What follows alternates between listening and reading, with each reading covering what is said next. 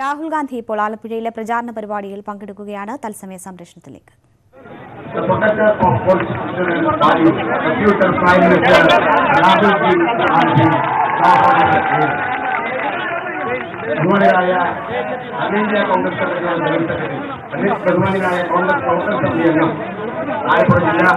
ആലപ്പുഴയിലെ തെരഞ്ഞെടുപ്പ് പ്രചാരണ പരിപാടിയിൽ രാഹുൽ ഗാന്ധി പങ്കെടുക്കുകയാണ്. പത്തനാപുരത്തെയും പിന്നീട് പത്തനംതിട്ടയിലെയും പ്രചാരണ പരിപാടികൾക്ക് ശേഷമാണ് രാഹുൽ ഗാന്ധി ഇപ്പോൾ ആലപ്പുഴയിലെത്തിയിരിക്കുന്നത്. പത്തനംതിട്ടയിലെ പ്രചാരണ പരിപാടികൾക്ക് ശേഷം അദ്ദേഹം പാലായിലെ മാണിയുടെ വസതിയിൽ എത്തുകയും കുടുംബാംഗങ്ങളെ സന്ദർശിക്കുകയും അനുശോചനം രേഖപ്പെടുത്തുകയും ചെയ്തിരുന്നു. അവിടെ നിന്ന് ഉച്ചഭക്ഷണം കഴിച്ചതിന് ശേഷമാണിപ്പോൾ ആലപ്പുഴയിലെ പ്രചാരണ പരിപാടിയുടെ വേദിയിലേക്ക് രാഹുൽ ഗാന്ധി എത്തിയിരിക്കുന്നത്. കഴിഞ്ഞ 2 പ്രചാരണ പരിപാടികളിലും നരേന്ദ്രമോദിയെയും BJPയെയും RSSനെയും കടന്നാക്രമിച്ചുകൊണ്ടാണ് രാഹുൽ ഗാന്ധി സംസാരിച്ചത്. രണ്ടിടത്തും ഇടതുപക്ഷത്തെയോ CPMനെയോ വിമർശിക്കാൻ രാഹുൽ ഗാന്ധി തയ്യാറായില്ല എന്നതും പ്രത്യേകതയാണ്. വയനാട്ടിൽ വെച്ച് അദ്ദേഹം പറഞ്ഞ വാക്ക് പാലിച്ചുകൊണ്ട് തന്നെയാണ് 2 പ്രചാരണ പരിപാടികളിലും അദ്ദേഹം സംസാരിച്ചത്. വയനാട്ടിൽ നാമനിർദ്ദേശ പത്രിക നൽകിയതിനു ശേഷമുള്ള രാഹുൽ ഗാന്ധിയുടെ ആദ്യ പ്രചാരണ പരിപാടികളാണ് നടക്കുന്നത്. 2 ദിവസത്തെ സന്ദർശനത്തിനായാണ് രാഹുൽ എത്തിയത്. അതിലൊന്നാം ദിനം തിരക്ക് പിടിച്ച പരിപാടികളിലാണ് രാഹുൽ.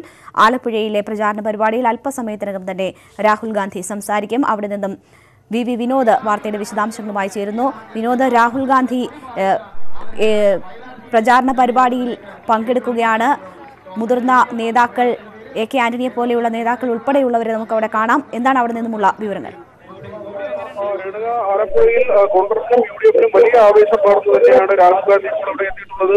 പ്രവർത്തകർക്കിടയിൽ വലിയ ആവേശം തന്നെയാണ്. രാവിലെ മുതൽ തന്നെ രാഹുൽ ഗാന്ധി സ്വീകരിക്കുന്നതിന് വേണ്ടിയുള്ള ഒരുക്കങ്ങളായിരുന്നു. വലിയ സുരക്ഷാ സംവിധാനങ്ങളും ഒരുക്കിയിരുന്നു. ഏറ്റവും പ്രധാനപ്പെട്ട കാര്യം, മുതിർന്ന നേതാക്കൾ തന്നെ ഇപ്പോൾ രാഹുൽ ഗാന്ധിക്കൊപ്പം ആലപ്പുഴയിലെ വേദിയിലേക്ക് എത്തിയിട്ടുണ്ട്. നേരത്തെ രേണുക സൂചിപ്പിച്ചതുപോലെ പത്തനാപുരത്തെയും പത്തനംതിട്ടയിലെയും പ്രസംഗങ്ങളിൽ BJPയെ അതിനിശ്ചിതമായി വിമർശിച്ചുകൊണ്ടായിരുന്നു രാഹുൽ ഗാന്ധിയുടെ പ്രസംഗം. ജനങ്ങളെ ഭിന്നിപ്പിക്കുന്നതിനും രാജ്യത്തെ ഭരണഘടനയെ തകർക്കുന്നതിനും വേണ്ടിയുള്ള ശ്രമങ്ങളാണ് BJPയുടെ ഭാഗത്ത് നിന്നുണ്ടാകുന്നത്. ഒരു കാരണവശാലും BJPയെ പോലുള്ള വർഗീയ കക്ഷികളുടെ കൈകളിലേക്ക് ഇനി നാട് എത്തരുത് എന്ന കാര്യം ജനങ്ങൾ തിരിച്ചറിയണം. താൻ കേരളത്തിൽ നിന്ന് വന്നത് തനിക്ക് നൽകിയ സ്വീകരണമായി അദ്ദേഹം കരുതുന്നുവെന്നും രാഹുൽ ഗാന്ധി പറഞ്ഞു. ഏതായാലും AK ആന്റണി SEC പ്രസിഡന്റ്. ശരി, VV വിനോദാണ് ആലപ്പുഴയിൽ നിന്നുമുള്ള വിവരങ്ങൾ നൽകിയത്. രാഹുൽ ഗാന്ധി സംസാരിക്കുമ്പോഴേക്ക് തിരിച്ചെത്താം.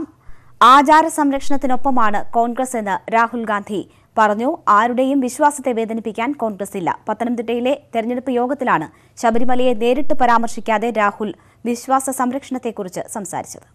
You believe in your ideas, you defend your ideas, but you respect other people's ideas. And the Congress party believes in allowing all people to express their faith, express their belief, express their sentiments.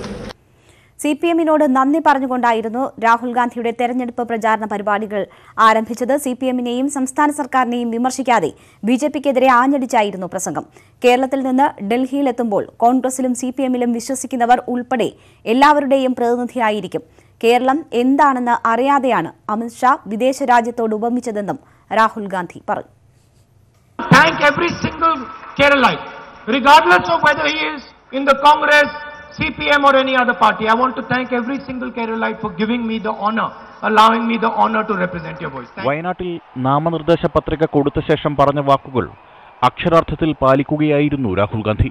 CPMനെയും സംസ്ഥാന സർക്കാരിനെയും ഒരു കാര്യത്തിലും വിമർശിച്ചില്ല എന്ന് മാത്രമല്ല, CPMന്റെ കൂടി പ്രതിനിധിയായാണ് കേരളത്തിൽ നിന്ന് പോവുക എന്നും പറഞ്ഞു. കേരളം എന്താണെന്ന് അറിയാതെയാണ് അമിത്ഷാ ഈ നാടിനെ അയൽരാജ്യത്തോട് ഉപമിച്ചത്. ഇന്ത്യ എന്ന സങ്കല്പത്തെ തകർക്കുകയാണ് BJPയും RSSും. ഈ നീക്കത്തെ പ്രതിരോധിക്കാനാണ് കേരളത്തിൽ മത്സരിക്കാനെത്തിയത്.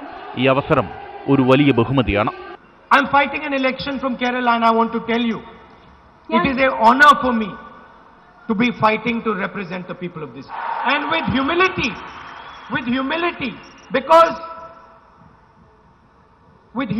because of how intelligent, how profound your voice is. പ്രതിവർഷം 72,000 രൂപ നൽകുമെന്ന വാഗ്ദാനം പുതിയ സർക്കാർ പാലിക്കും. ഇതിനുള്ള തുക മോദിയുടെ കോർപ്പറേറ്റുകളായ ചങ്ങാതിമാരിൽ നിന്ന് കണ്ടെത്തും. കോൺഗ്രസ് അധികാരത്തിൽ വന്നാൽ കശുവണ്ടി വികസനത്തിന് ഇടപെടും.